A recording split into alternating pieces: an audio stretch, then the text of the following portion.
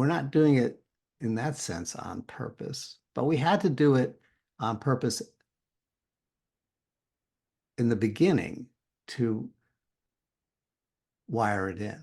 It had to be something that Yeah. happened with a certain degree of purposefulness, let's say. Yeah. Yeah.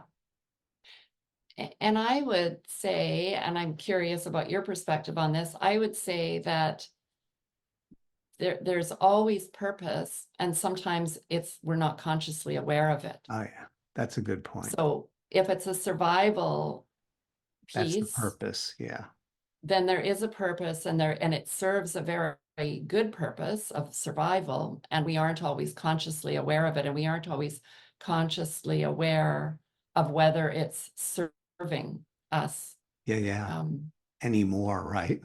Like, anymore. Yeah. I mean, I can think in my family of origin, there was a lot of, it was not a safe environment in this to bring up um, conversations about emotional realities. Mm. I'm not sure. Well, I know no one ever said that. Like, we didn't have a little plaque in the kitchen. Here's the rules of converse. It was simply the emotional weather that I was moving through as a child. Mm. And so survival means fitting in with your family in a certain way. Yeah. So I absorbed that, capacity to bypass at least the well, it starts as bypassing the conversation, but it starts before that because it's bypassing the conversation I'm even having with my own experience.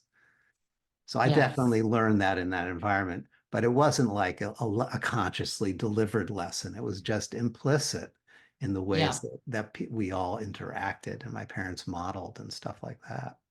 Yeah. Yeah. And I really love the words you use to describe that, the emotional weather kind of in your family environment, because that's exactly what it is. And kids pick up really quickly. I often say we come into the world fully being able to feel Mm, all of our emotions and everything. And then we very quickly learn what needs to get shut down or repressed or held in check to be able yes. to fit in. And we pick it up through, the vibes, say in the same way that if you walk into a room and there's a couple that there and they've just had an argument, like you can feel that, right? So there's the same way that we can feel as children, whether it's Yeah. okay to be angry, or Yeah. yeah, express our sadness. Those are both classics, right? Kind of Yeah. on either end of the continuum. The heat and the fire and the intensity of the anger, that's not acceptable, perhaps. And then on the other end, the sort of sinking, wet, heavy feeling of Mm. the sadness, that's not acceptable. So Yeah. it's still there. I think that's what we're saying. But Yeah. the bypassing part of it so there's a sort of an unconscious, maybe survival bypassing that was needed in our early environments. Yeah. And then I can speak from my personal experience and from working with students.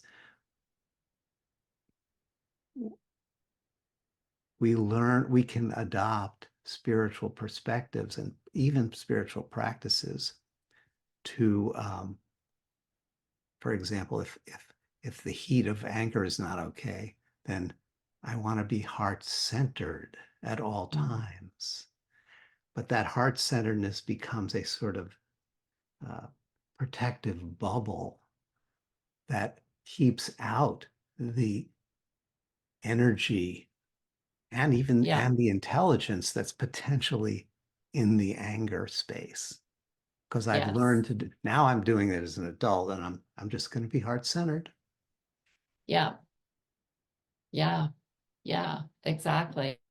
Um, I love that example. And I think anger is a perfect example because I think it's one that the majority of people struggle with. Yeah.